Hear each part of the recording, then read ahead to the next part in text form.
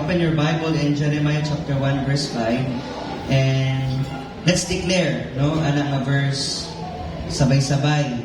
Ang pang tuig yun, bagong tuig. Are you ready? Si Ate Ana nagumug.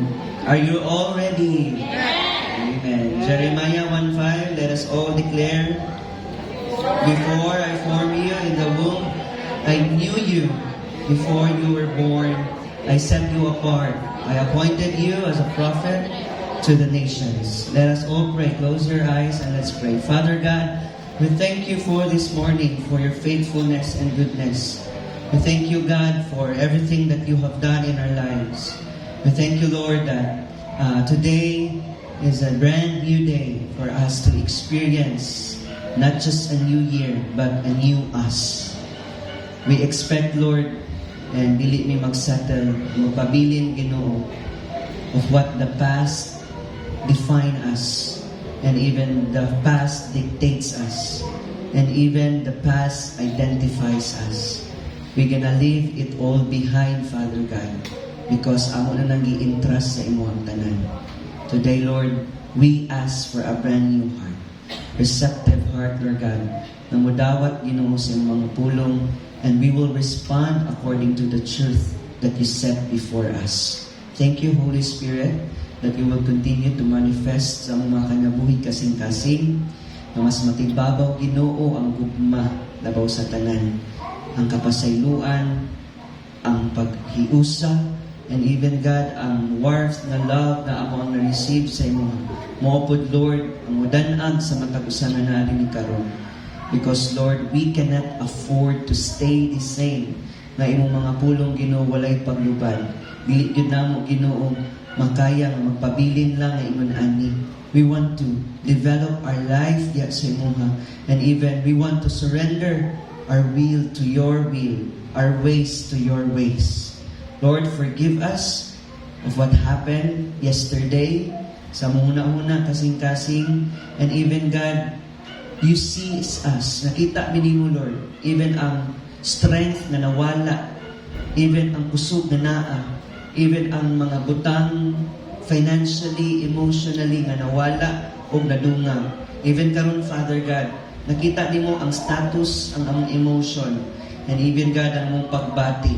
Lord, iset aside na mo ang tanan because we believe na walay lain na makapag-grow sa among spiritual nga bahin kundi imuhang mga pulong.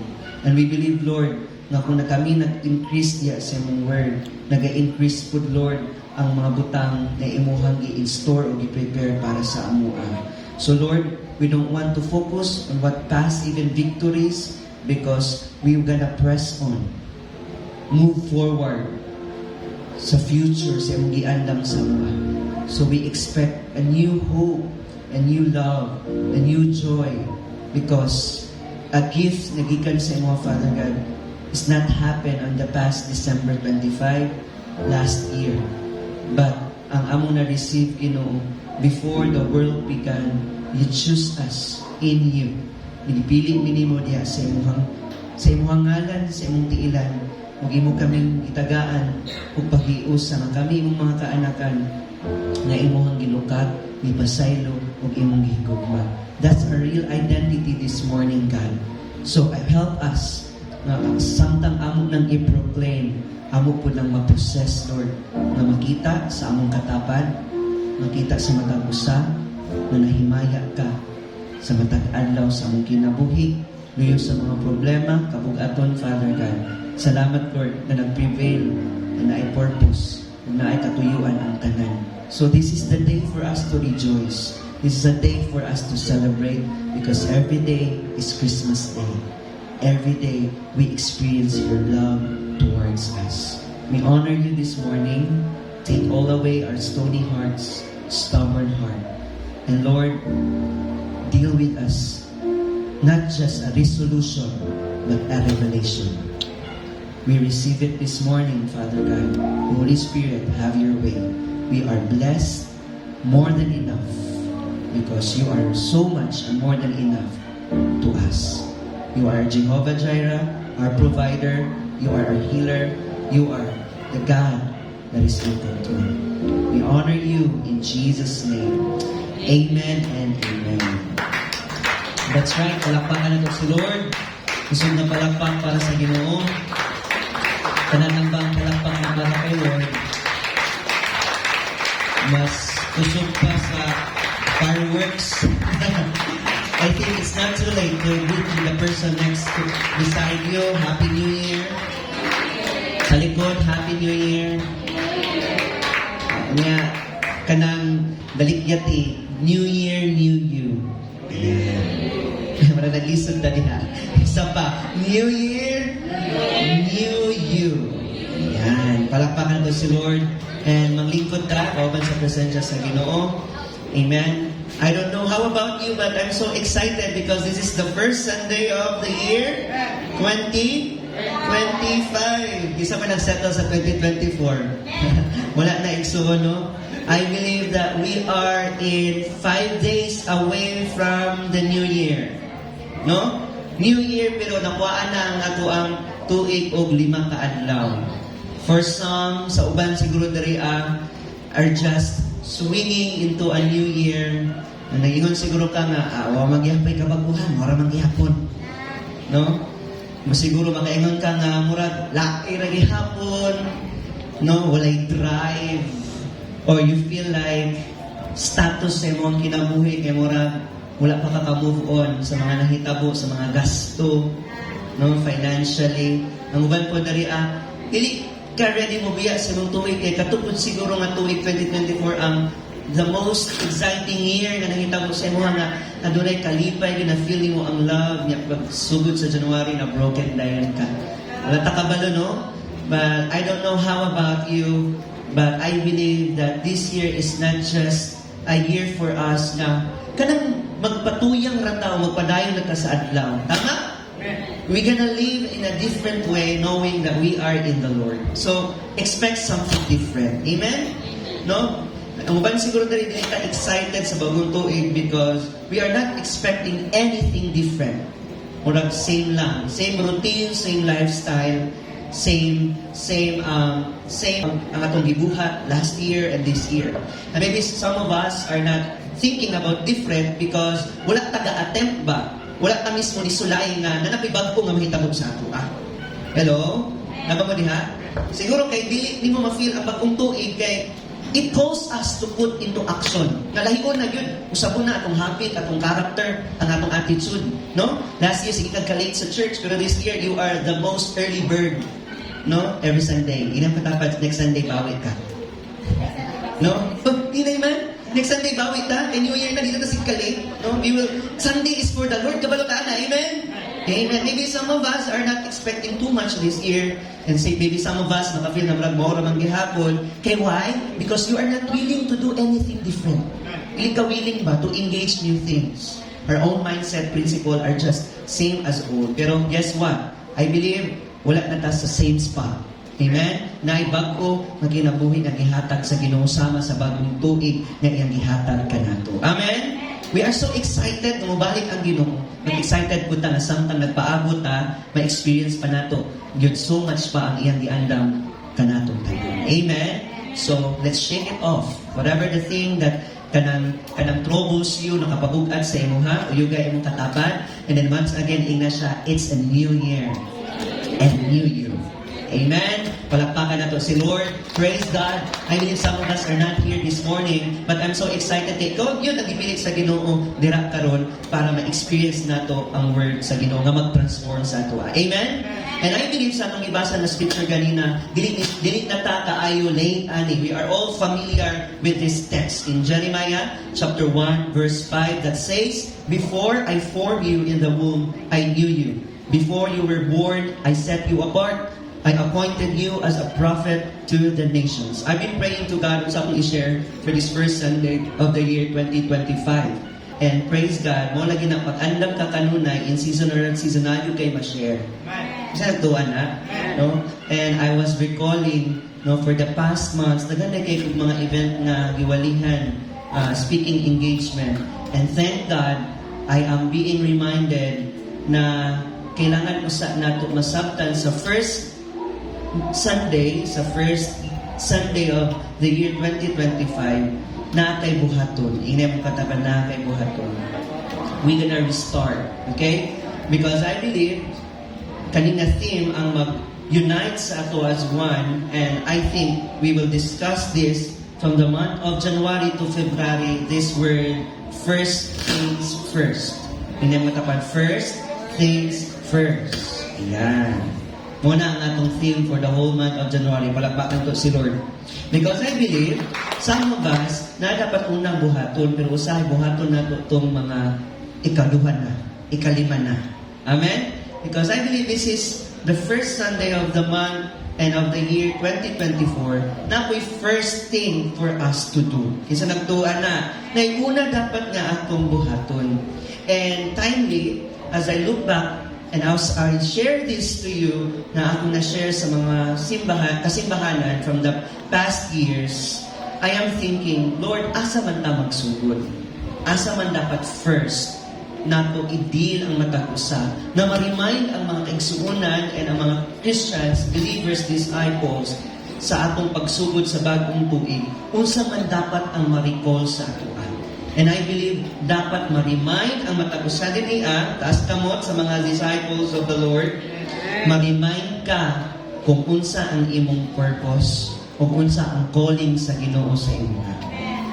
Amen? Because it's so sad, no? Sad kay na sa usap Kristohanon nga nagpadayon ka, no, sa kinabuhi pero wala ka kasabot unsay purpose, unsa ang call ni Lord sa imong kinabuhi.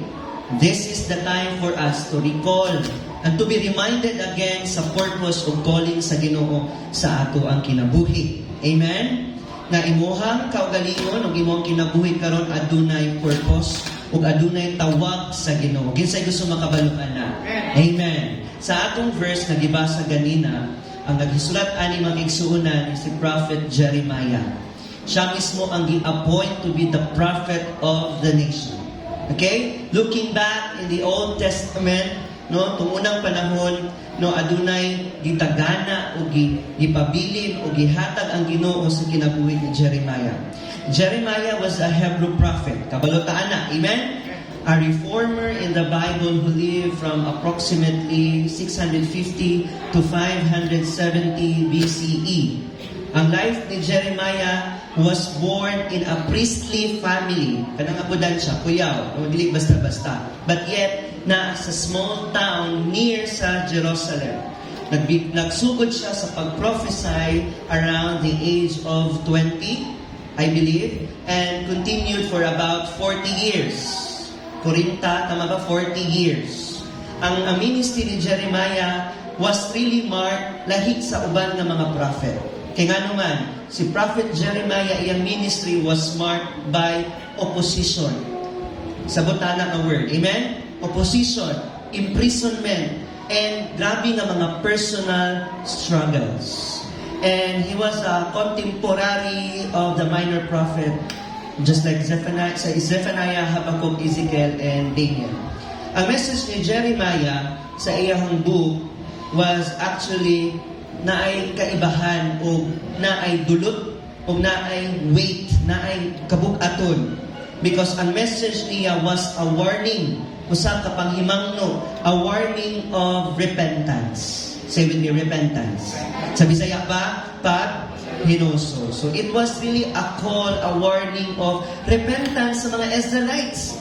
And kabalutaan na ang story. After all the favor na gibistod sa Ginoo, after all the providence sa pag-guide, sa pag-lead sa Ginoo sa mga Israelites from the wilderness, no, they see the miracles, the provision sa Ginoo. Kabalutaan na. Amen?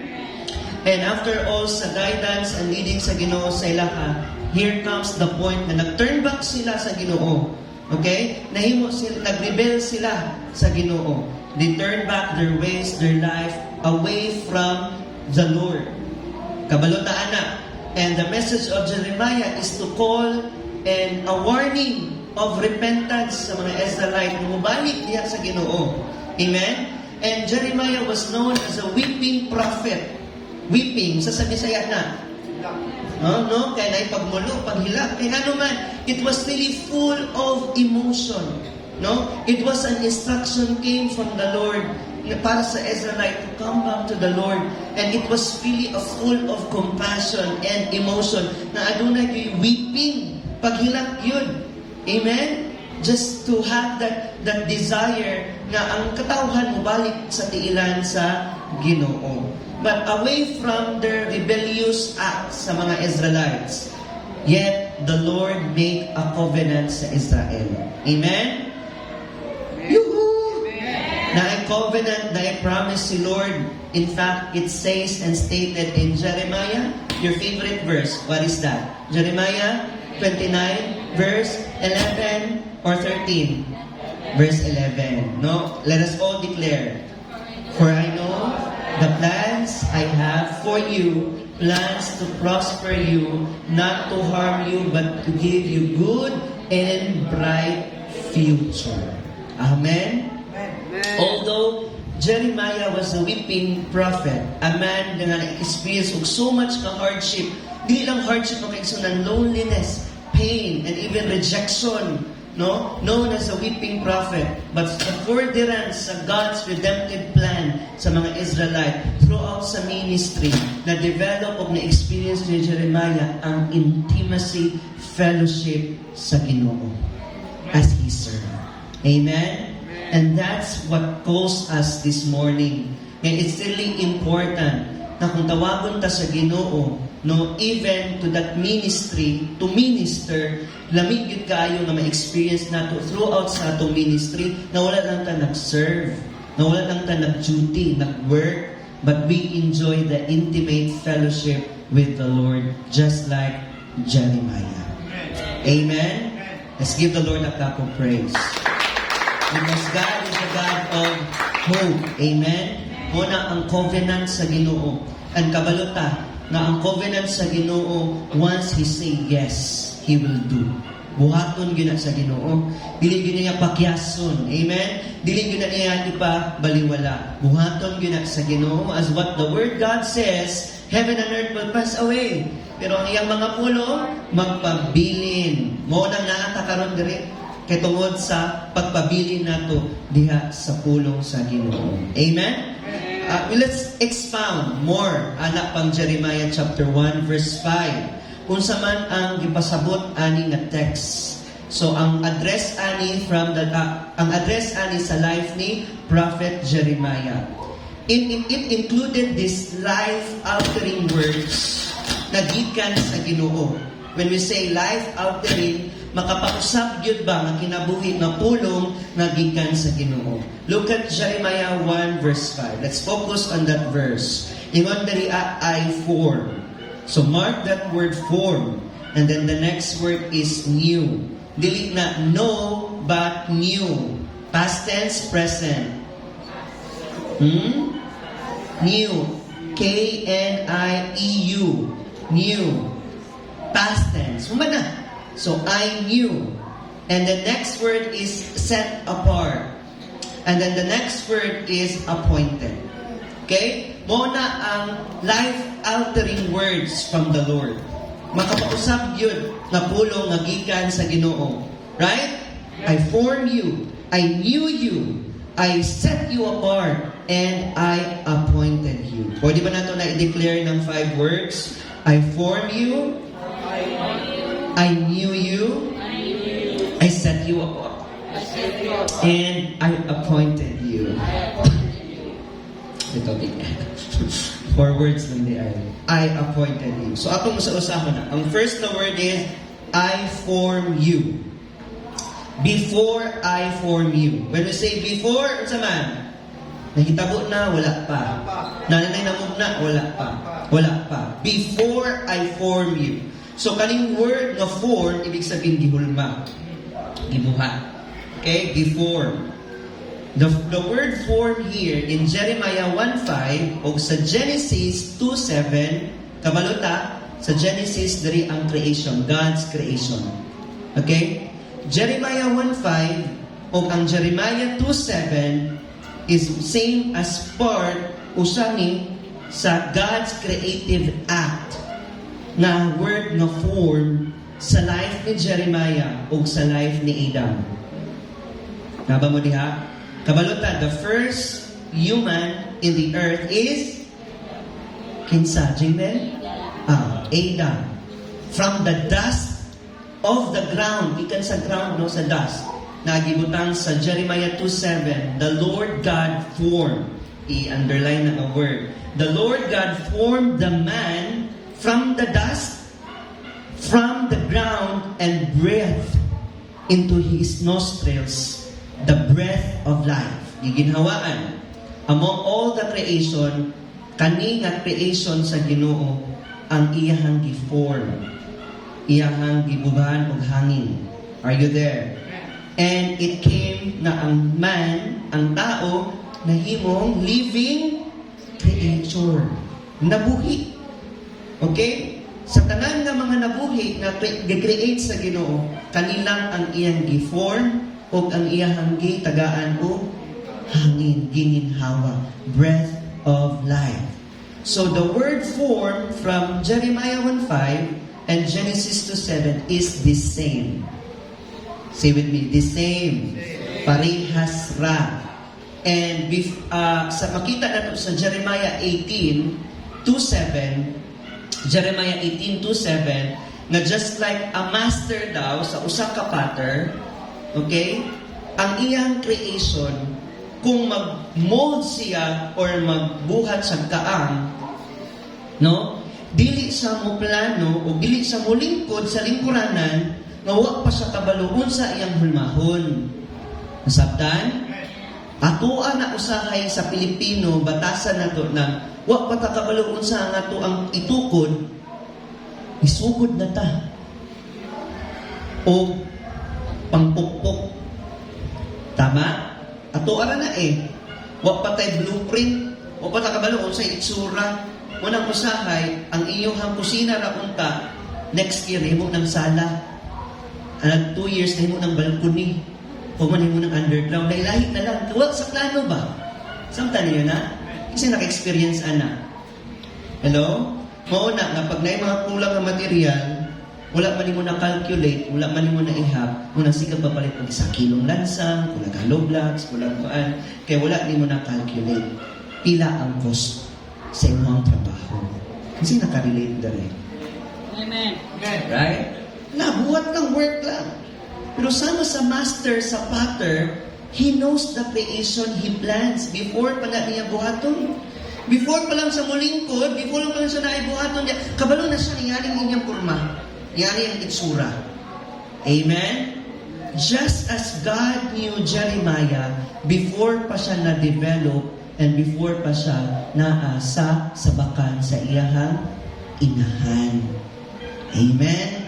Jeremiah 18 dictates and define na ang atong kinabuhi daw sama daw sa usa ka pot, nga naay master potter na maghulma sa ato o mag-form sa ato and it defines sa creation o sa nag-create sa ato si Lord. Amen?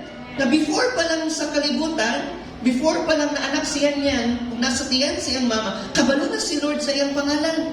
Amen. Kabalo na siya nga may nganani siya. Kabalo na siya nga mahimo siyang alagad. Mahimo siyang minister. Hello? O wala na secret ang ginuan na. Amen? God set His sight on Jeremiah with nanay plano o creative na plan and even unique na. Kaya nga naman, adunay purpose o adunay call. What is the call of Jeremiah? To become a? What? To become a? Baksinero? To become a? Prophet. To become a prophet. In short, to become a spokesperson of the word of the Lord. May spokesperson, ikaw ang nagdala o mensahe. Kabalota, iyang instruction na gihatag sa Ginoo sa iya, moupod ang same instruction nga iyang ginalid sa mga Israelites. Amen? So the word form here is the same word that found in Genesis, na si Lord ang ato ang creator. And siya ang nag-form sa ato. Amen? And we all know that God is really a perfect God. And that's why, kung unsa ang iyahang gi-create, perfect na sa iyahang side, sa iyahang pananahon. Amen? Palakpakan na to si Lord. Next is the word new. Say renew. Humana.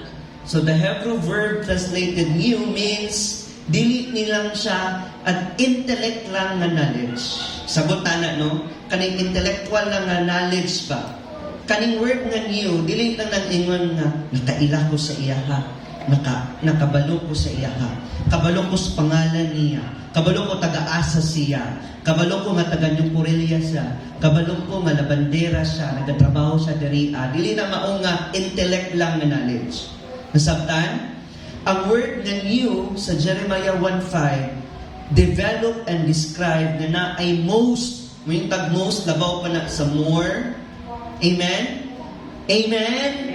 Labaw pa na sa good, great nga measure na.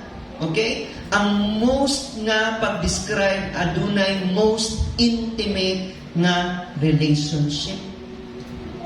Amen? So kanang word na new diha, dili lang na kay nakailalang ang Ginoo kay Jeremiah, kundi ang new diha describe na ay intimate relationship. Are you there?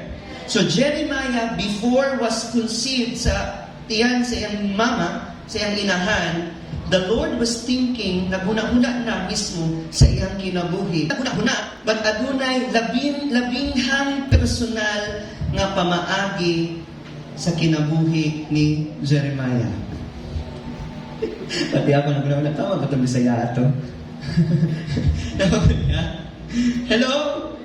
Most profoundly personal way. Ingon ana. So he's not just thinking about Jeremiah. Lakip na naigsuon, adunay plano o adunay intimate na relationship na iyang gihutang diha sa kinabuhi kasing-kasing ni Jeremiah. So even before Jeremiah's conception sa iyang birth, dili as iyan sa iyang inahan, gipili na siya sa Ginoo to be set apart. Say, be set apart. So wala lang yan na ilhan na anay intimate nga relationship, but also Jeremiah had been set apart. Ang word nga set apart, kung sa mana, means, butang si notebook, para na kay Revelation sa New Year, sanctified, consecrated, holy. Okay? Di wala lang na ingon nga gigahin, gilahi. But the word set apart means sanctified, holy, consecrated. We all know the word sanctified. Kinsay wala pa. Amen? Holy, kabalutaan na, balaan. Consecrated, putli. So, kaning setting apart ni Lord sa life ni Jeremiah, naghatag ni siya specific na use. Specific ba? Nagamiton sa usa lang yun ka pamaagi. Are you there? Okay? So, ang word na set apart, sige, set apart. Tumunang panahon, aduna yung kalahian. Labi na ning adlaw sa Sabbath day, Domingo.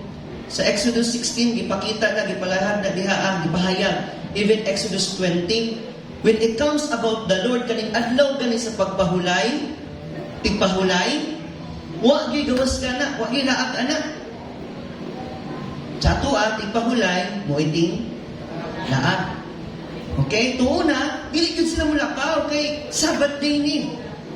Wala joy, it is a time for really rest. Sa tuwa po, pag Sabbath day, tulog. Mo man itong rest, bukot habol. Pero pagkabalot nga, pag ano sa Domingo, ang tanang anak sa Diyos, magpahulay niya sa iyang templo, sa iyang presensya. Tumunang panahon, once it goes Sabbath day, wala na yun ay other agenda. Set apart gina nila nga adlaw. Okay? Let's say, Monday, Wednesday, Thursday, Friday, sige, trabaho ta. Pero pag abot ng Domingo, di tamanuya. It is a Sabbath day. Exclusive na para sa Ginoo. Say, we set apart. Okay? Dili lang na sa adlaw sa Sabbath day. Tumunang panahon po, when it comes about sa mga tabernacle, no, sa ilang mga furnishing, sa biskag sa ilang mga gamit, na agoy nakaset apart for the Lord. No, wag gyud makaipon, wala gyud makaparehas. Lagi gyud pinasahi gyud sa Ginoo binadto anak karon. Amen? So, ipakita na, dili lang sa butang, dili lang sa Sabbath day, but even in the old times, Exodus 29 revealed, even sa mga priest, na yung mga nakaset apart na for the Lord, for the Master. Hello? So God knew Jeremiah, nakaila ang Diyos kay Jeremiah, na ay intimate relationship kay Jeremiah to the Lord, o dili lang na makaigsuunan, he was set apart. Say me, set apart. One more time, set apart. Ibig sabihin, gilahi siya. Okay? Gilahi siya para sa Diyos. Tingnan katapat, para sa Ginoo. Okay? Just like, mura nag ka ng Monday ba? Kinsa man siya nga, Lunes pa lang, wa walay Domingo, gipilit na nimo ang imong very good na outfit nga sanina, emerald green. January pa lang, gikuha na nimo na. Gilahit na nimo na sa imong kabinet. Sa kadaghan na sanina nimo, gikuha, gini mo ng emerald na. Gilahit nimo na, o imo nang giplansya kay imo, sulobon. Giset apart, gilahit. Na may ingon ani? Lunes pa lang na nakay-set apart. Or Sabado, maglibog pa ka sa suoton nimo. Mo na nagpulaw sa imo nga malate kapag Domingo. Inang katamadili na ikaw. No? Naay kalahian. Gilahi, gilain. Amen? Gilahi o gilaan. Just like clothes. Muna gilahi, giguwat siya, asa siya. O gibutang siya kung para asa siya. Amen? So gibutang na sa Ginoo, adunay marka anak. Kay Jeremiah na pa lang siya sa sulod sa tiyan sa iyahang inahan. O aduna na siya espesyal nga buluhaton isip nga usa ka propeta. God also formed not just Jeremiah, but also the life of Isaiah. Amen? Ingon si Isaiah 49 verse 5, ingon siya, the Lord says, ang Ginoo ang nag-ingon, He formed me. He formed. So same form, the word from Jeremiah 5, Genesis 2, and Isaiah chapter 49 is the same word, diri'a. Nga si Lord ang nag-form. He formed me from the womb to be what? Unsa ang call sa Ginoo sa life ni Isaiah is to be a servant. Not just that, to bring Jacob back to him, and that Israel might be gathered, may iusap. For what? To honor the Lord in His eyes and to become the God of their strength. Amen. Hallelujah. Dili lang si Jeremiah, dili lang si Isaiah, but even ang the psalmist, King David, Psalms 22 verse 10, as King David declared, gikan pa sa pagkatao, gipabutang ko sa imo. Kuyaw kay nga word. Gikan sa tiyan sa akong inahan, ikaw na ang akong Diyos. Are you there?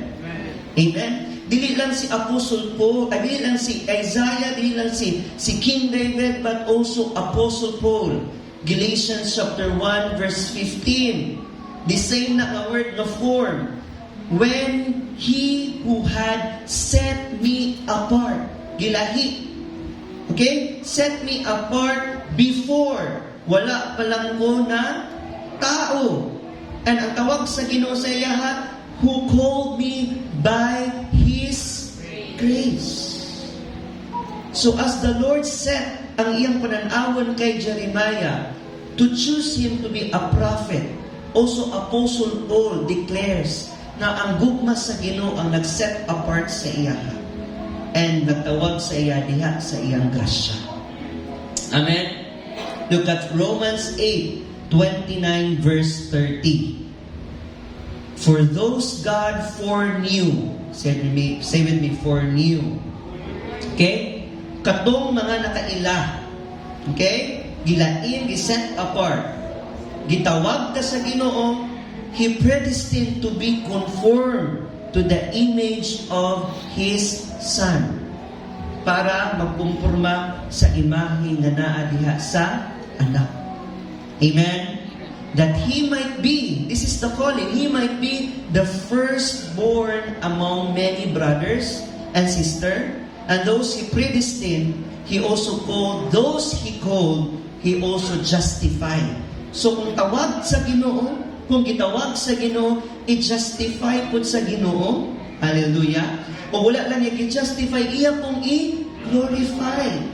Una kung ingon na kung gitawag ka sa Ginoo, i-justify pa ka sa Ginoo, gi-sanctify pa ka sa Ginoo, kaya gi-set apart pa ka niya, gi-consecrate ka niya to become holy. Amen? Para to be glorified. Para mag-confirm sa image sa Ginoo. Hallelujah. Amen. Kisa ang mga firstborn sa family dire, taas kamot. Ang uban po, ako ang kinamagulangan, dili na maong pasabot. Kanang ikaw ang una nga Christian sa iyong family. Come on, raise your hands. Si Dada ba? Ikaw ang una sa inyong pamilya. Ikaw din ang una nga na imong Kristohanon. Okay? Taas kamot. Palakpakan na ito ng mga firstborn. Amen? And I believe na dili na nato na hula-hulaon, dili na nato na ibanak-bana. Ikaw yun ang giuna sa Ginoo, kanay purpose ang Ginoo sa imo. O naay calling ang Ginoo sa imo ha, that you might be the firstborn of your brothers and sisters. Amen? You are called to be justified and to be glorified diya sa grasya o sa gugma sa Ginoo before the foundation of the world. Amen? So, kung ikaw ang firstborn sa pamilya, let it be that this is also your prayer this 2025. Amen? Praise God. I am the third generation. Akong lolo na Christian, akong kinaunahan, akong tatay ang na firstborn sa pamilya, sa palingkod siya ang nauna nga Christian, siya po ang nauna nga pastor, and I am the third generation. Kung nalipay ko anak, ay sumay ko sa calling sa ako ang tatay. Ingana ba ta? I hope firstborn will have that kind of dili lang wish list but prayer list this 2025. Hindi pa magtatapos yung year mo na sa'yo lang. Kaya ka gina-consecrate, gina-justify sa Ginoo for greater purpose. Amen? Just like Jeremiah. Before I formed you in the womb, I knew you. I want you to know here na si Lord wala na surprise ani. He was not surprised at all. Even sa atua, He was not surprised kung mga lagad ka sa iya. Right? Dili ni sa sama sa konsepto nga mutugtog ka gitara kay pakiligon nimo ang Ginoo sa iyang presensya. Kay kabalo na siya, nagibutang ka niya diha. Right? Kung siguro lang, if ever, butang na to, if God will, kung dahil lang, if God will question or will think sa iyang binuhat or sa iyang gibuhat, siguro matingala siya nga, gibuhat ka niya nga mga lagad sa iya, pero asa na ka? Hello? Siguro kay gibuhat ka niya nga para diha, pero nawa ka. He was not surprised, church. Amen? He is all-knowing God. In fact, after all sa gibuhat sa mga Israelites, sa pag-turn back na sa Ginoo, He made a covenant and purpose gihapon sa ila. Kabalo siya that they will turn back. That's why He appointed Jeremiah to become a prophet. Amen? But look at Jeremiah 32:39. Sige, scan your Bible again. Kaya para sa 2025, katuod na ka. Asa yung mga scripture sa Bible. Jeremiah 32:39. After all, sa pag-turn back sa Ginoo, He made a covenant, still and purpose sa ilahan. Says here, I will give them a single purpose in life. If you are a life generous or young people, balik-balik na nga scripture na akong gina-examine, no? Ato ang ginahatag ng emphasis. Ingon si Lord, I will give them single purpose in life. Ganahan kay ko ani nga verse kay single purpose, pero adunay kabug-aton sa calling. Tanawa ha? To honor me, say with me, honor me. Parang mahina. Say with me, honor me. For all the time. Dili gahapon, dili tong last year, dili tong tamatak at all your time.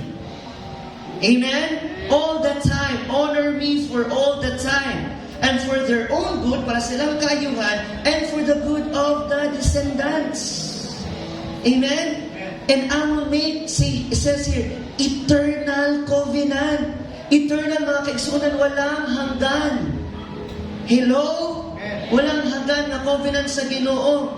To honor me and for their own good and to the good of their descendants. Amen? This is what God says to the Israelites, to the life of Jeremiah. He called him, He appointed him to become a prophet, to be a spokesperson sa word of the Lord. Amen?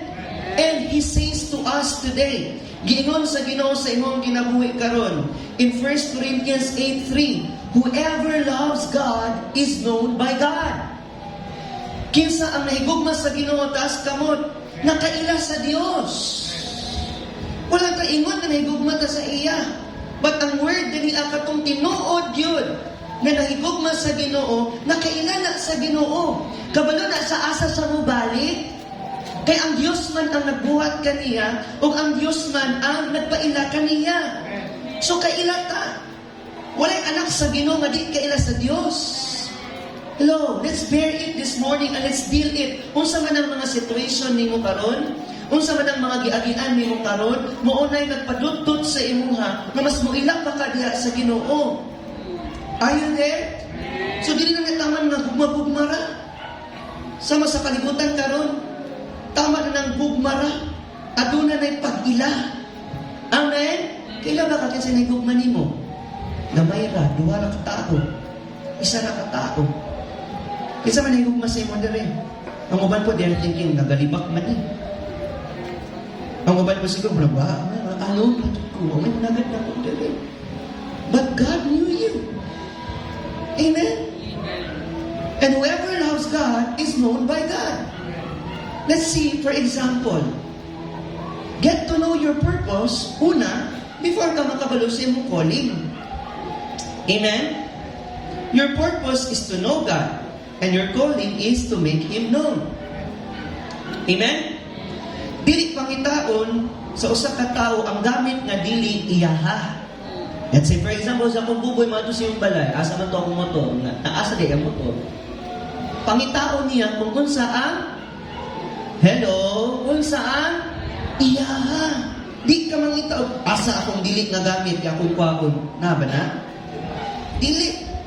So, pangitaon sa Ginoo kung kinsay, iyaha. At kung kinsa ang iyaha, He will justify it and He will glorify it. Muna mo sa walay himaya. Kaya nga naman, isa na sa tumakita na kung pinilit ka sa Ginoo, no? Kaila ka sa Ginoo, o ang imuhang gibiuhat, makapahimaya sa Ginoo. Are you there? Amen? So get to know your purpose first. Unsa imong purpose? Imong purpose biya diri no di na magminyo ra ka. Imong purpose diri na manarbaho ka. Makuha ang imong mga academics award and reward. Dili na mao imong purpose sa kalibutan. Amen? And some people will laugh at me ani na mga konsepto. Hello? And even young people nowadays will laugh at you. Mingon sila nga, usay nga, sige, lang na, ingin anak lang na. And usay, palipaso na to na. Right? Ipalipas na rin muna because in the end of the day, the Lord is just. And ang tanan, padung tatanan sa Ginoo, makita ka ng mahusay na dito sa tuwangan sa Ginoo. Amen? Amen? And I want you to know that your real riches and your real identity is naa sa Ginoo. Wala sa tao. Are you there? Amen. So know your purpose. Your purpose here in the world is to know God. That's why if ang mga tupa tawagon sa amahan, makalungog sila sa tingog sa amahan. Dili na sila maglingog-lingog. Gamay lang tawag anak kabalo sila, nagitawag sila. Are you there? Isa lang yun ang gahi, dili ang mga tupa, mga kanding. Kasi mga kandingon diri. Aside sa di ka ganang maligo, kay New Year na o pa kay ligo. Siguro na. Aside sa di ka ganahan, ba't sugay kayo pa, patugwa yun. Anak gani? Makita, diri na, pero gahi kayo. Hello? I think wala na diri. Right? Kaya ang anak sa Ginoo, dali anak sensitive ng mga tupa. Kung kabalo mo anak sa Psalms 23, that's the reason why the shepherd will lead their sheep diha sa still water. Ingon siya sa Psalms 23, sa stillness lang, dili sa ocean, dili sa lake. Kaya ang lake, kaya dili healthy ang water, kundi sa stillness, kaya dili mo sa river, kaya kusog ang tubig. Sa stillness, sa calmness na, kaya naman, they are so sensitive. Gamay bustak lang na, gamay uyog sa palibot, anak, managan na ng mga sheep. Right? They are so sensitive. That's why they will always depend kung kinsay katawag sa ila. Ina din mo katapan, kinsay katawag ni mo. Kaya kung kinsay katawag ni mo, naakaan ang dapita. Right? Diya ka kibutang. Kung kinsay katawag ni mo, makita, yung ka nga naakapirmi din, ha? Amen? If God called you according to His purpose, then naakagipayunak sa Ginoo, diya sa iyong purpose. Amen? Let me remind you, not just Jeremiah, but you, us today, God knows you. Amen ba dapat? God knows you. Sa pikas na po, He knows all about you. Kabalugid siya, kaila siya tanan nga nasa imuha. Maybe wala mo kabalo kung saan nahitabo ni mo. Kung saan naasa imo karon, but wala jud kay mahihide diha sa Ginoo. There is nothing hidden from God. Kabalo si Lord tanan. Even iyang giingon sa Psalm, ang count ang nabilin nga buhok sa imuhang ulo, kabalo siya pila na lang. Amen? Kabalo pod siya pila na lang ang buhok nga nawala sa imong ulo before pa na naupaw. Kabalo siya, pilay na lagas diha. Diba si Maygon ka ba? Pinalay nabiling Lord. Kabalo siya, bisag na tong wala pa tong labong pa na. Right? Kabalo siya. He knows how many hair you are on your head. Amen? Before pa lang kaniginhawa, before pa lang kamumata sa buntag, kabalo na siya. Namo na imong buhaton. Mo ganit mo sa minsan. Kabalo naman ko, madili man ka mag-emotional. Hello? Kabalo siya, way matago, walay manilon sa Ginoo. Amen? Mas kung saan na kung tago sa Ginoo, kabalo siya. Nothing hidden from God. Are you there? He is the one who formed you in your mother's womb. Amen? Walay sipyat, anak. Pasalamat ka nga way ilong nga nituwad. Bahalag ilong nga libukhan. Kaysa ilong nga gituwad. Right? Katawa naman mo. Imagine kung gituwad niya sa Ginoo.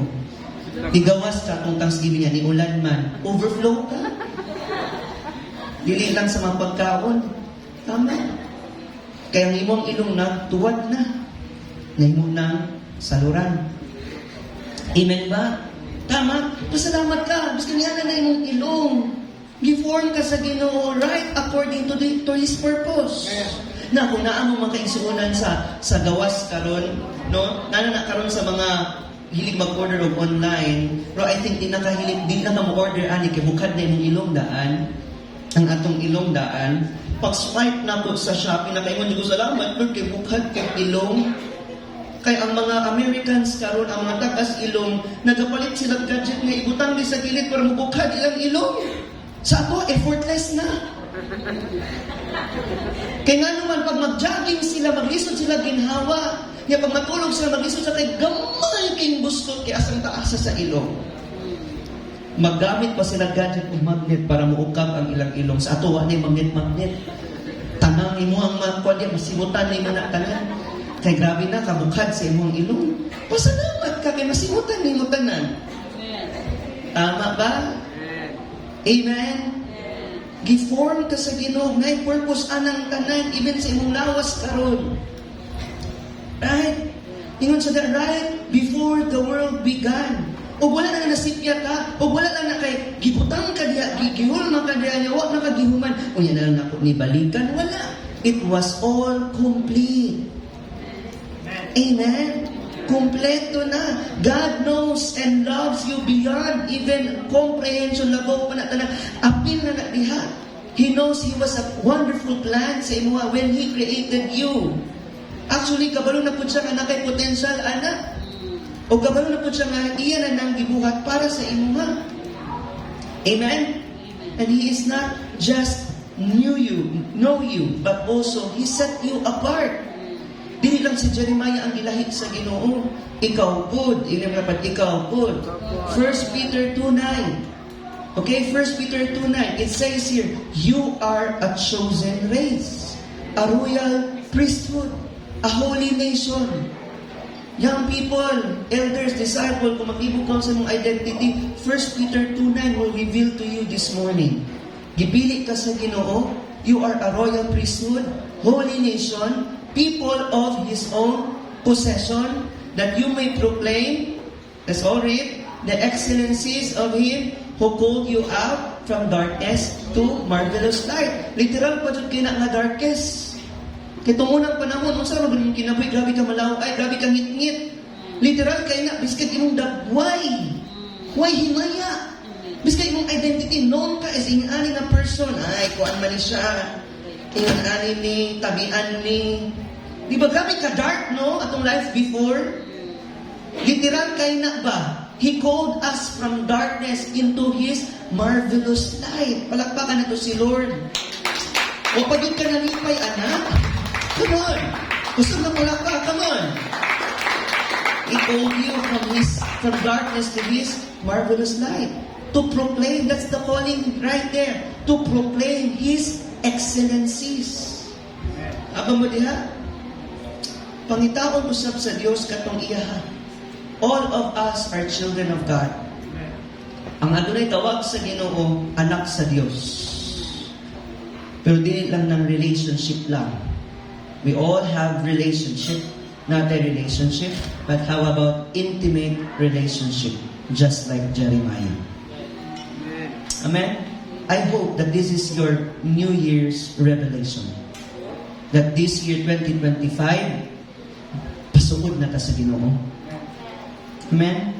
Dili lang mo higala lang. Dili lang mo nakaila lang. Suod yun mo sa Ginoo. Ingay mo katapan, pasuod ta sa Ginoo. Tama na ng luod-luod. Pasuod sa Ginoo. Amen? Because that's our identity. Either we like it or not. Dili ka pwede kasunod sa isa ka lugar na di ka taga-dira. Royal priesthood, mga priesthood ta. Mauna ang gipasaylo ta sa king. Magpasaylo po ta. Kahit priesthood man ta. Kailangan we are also a channel of that grace and blessing.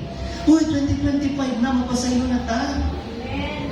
Tama ka na mga kaligut-gut. Kung lang nagkadilang, hitaya ka na.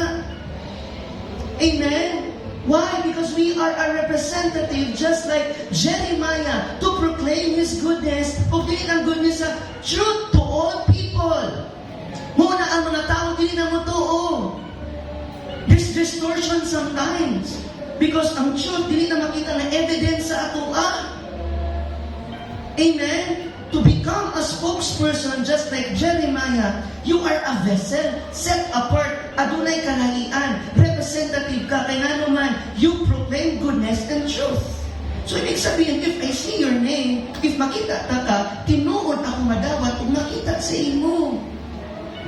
Tinutanay na bagyod taan Inang katapatinuod na ba ni? No? Tinuod kita ambak-ambak ka sirgot, tama na ni! Mag-diet na ko! Tama na ni, mag-ipon na ko! Lahi man ipon-ipon ni mo. Amen? Inang katapa, this is the time. This is our year.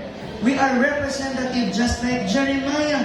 Before we end, the Lord called us. I want you to know, sa kadaghan nato, kung sa kadaghan ninyo mag-igsuon, kabalo ka, kahit pag ito ko ng isa. Pero anong ikaw pa? Kabalo ka nga siya, pati na trabaho sa inyo, Pero anong ikaw man ang nagalita? Amen? For the longest period sa akong time, when before ko na-caught up sa vision, o sa calling sa Ginoo sa ako, I just always remember anak na point, many times I attempted suicide. And praise God, because even ko nila nga black sheep ko, nagpasalamat niya ko, at least sheep pa rin. Kahit black. Kaysa kambing. Amen? And right immediately, I feel and I receive that calling and nag-appreciate na ko lang. Nakita din ko ni Lord. Before the foundation of the world, gipili ko sa Ginoo. And that's the reason that we are still standing sa church. Amen? You are set apart. This is the whole theme of the whole January and February. I-unpack na to na isa-isa kung saan atong kailangan is set apart in the Lord. Are you there? First thing first, I want you to know before we end, you are a temple of the living God. Kasi wala kabalo na. Pero sinakalimot ka. Kung nakalimot ka, wala pa ka nakabalo. 1 Corinthians states, chapter 3 says, you do not know. Wala ka kabalo. Wala ka kabalo that you are God's temple. O ang Holy Spirit nagdwell sa imo. Amen? Kaninga word nag-highlight me that your body, kapay mong lawas karon, ikan si mong alimpo, hangtod si mong alimpatakan. All your body is a vessel of the holy. Ay, wala na holy. Holy. Holy. Holy. Saan rin ay holy? Holy Spirit. Holy Lord. Holy Spirit. Holy Jesus. Holy Spirit. We are called today, this year, to honor and care for our bodies. Amen? Nabi ko ba nito nga, I love myself. Gusto ko, single na lang ako palagi. Mansari, ikaw ra tanan. Mungit kasi mong plato, ikaw ra po, I love yourself. Tanan dyan self, ha? Ato sa kagmol, kay i-treat namin ko kayo, happy anniversary self. Kasi mga love yourself, dari tinuod na, higugmaan mong body. Di selfish na. Amen?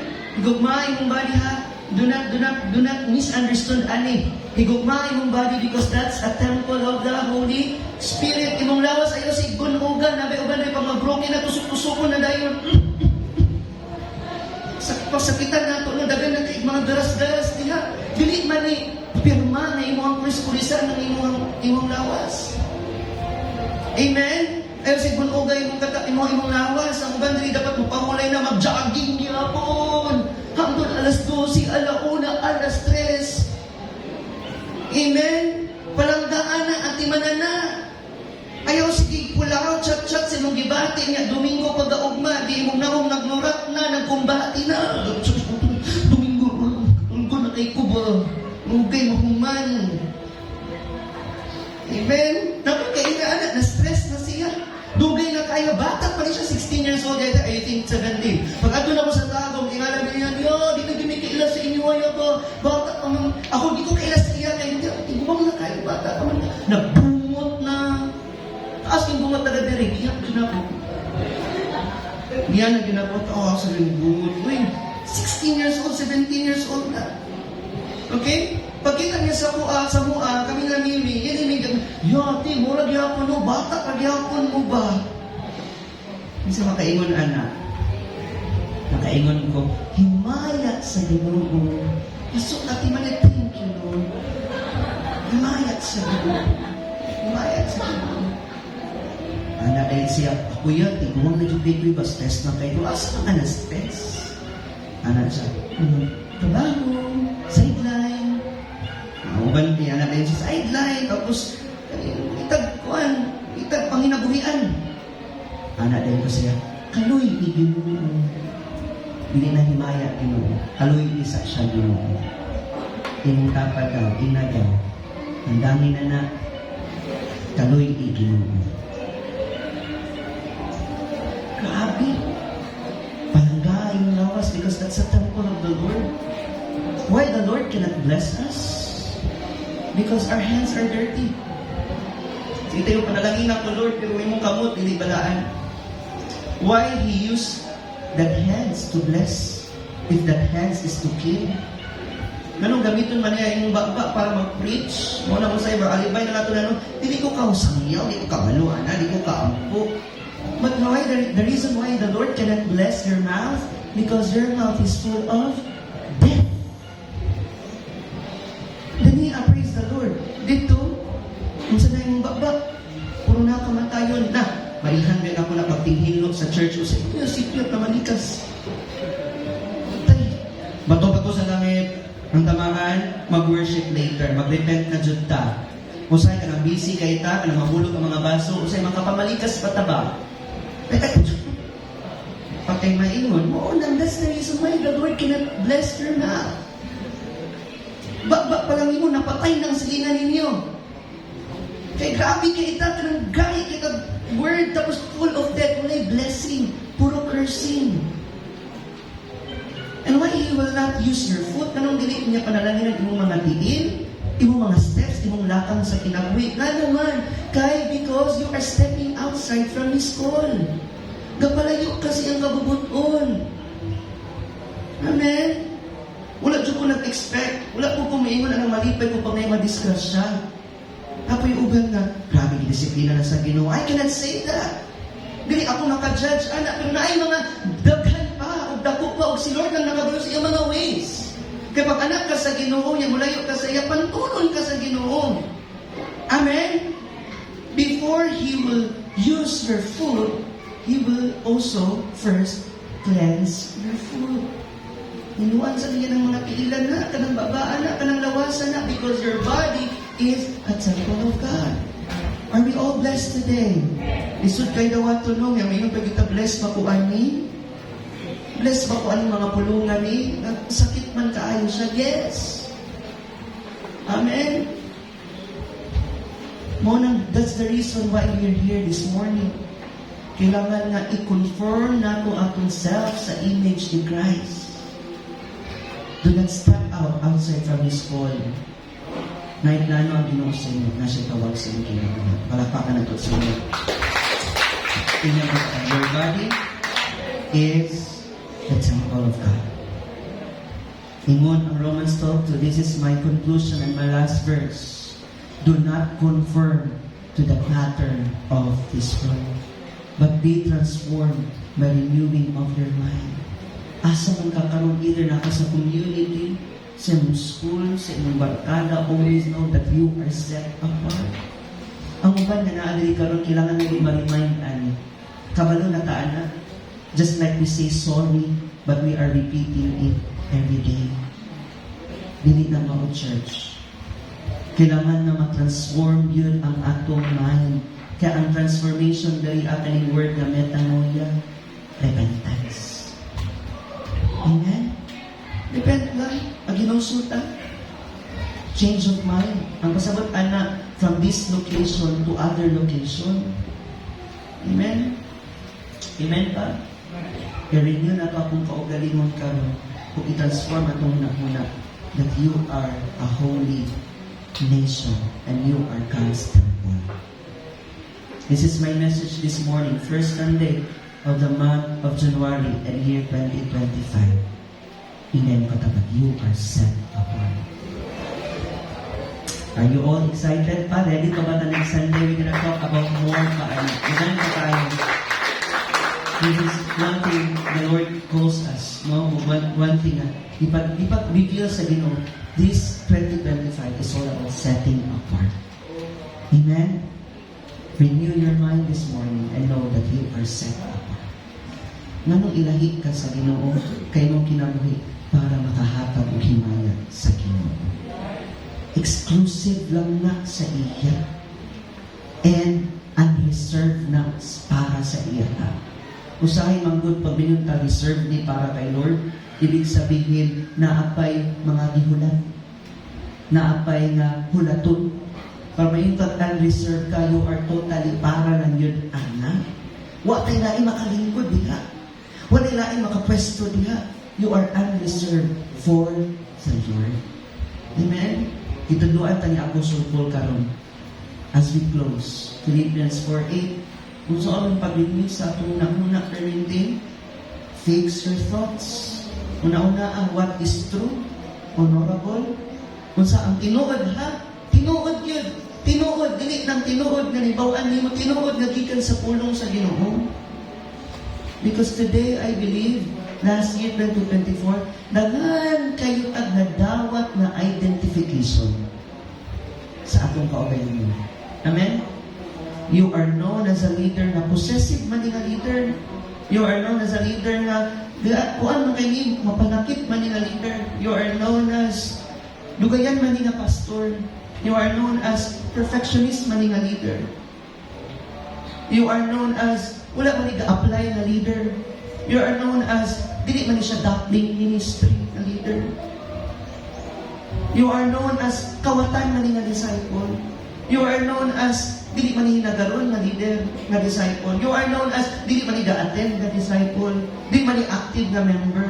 Gusto na mga identity that is not true. That is not honorable. That is not right. That is not pure. That is not lovely. Dili na admirable. Right? Amen. Kana ang mga identification, i-surrender na natin sa Ginoo. Because this is the time, sabi ni Ingon ni Apostle Paul, leaders for it, think about things that are excellent and worthy of praise. Let's go back from that verse. To proclaim the excellencies worthy to be praised from darkness to marvelous light. I believe that word excellencies found on that name, Jesus. Think about Jesus. Think always about Jesus. That is how you set apart. You change your mind. Panapakan na to si Lord. Kung nakasangkos ko na to,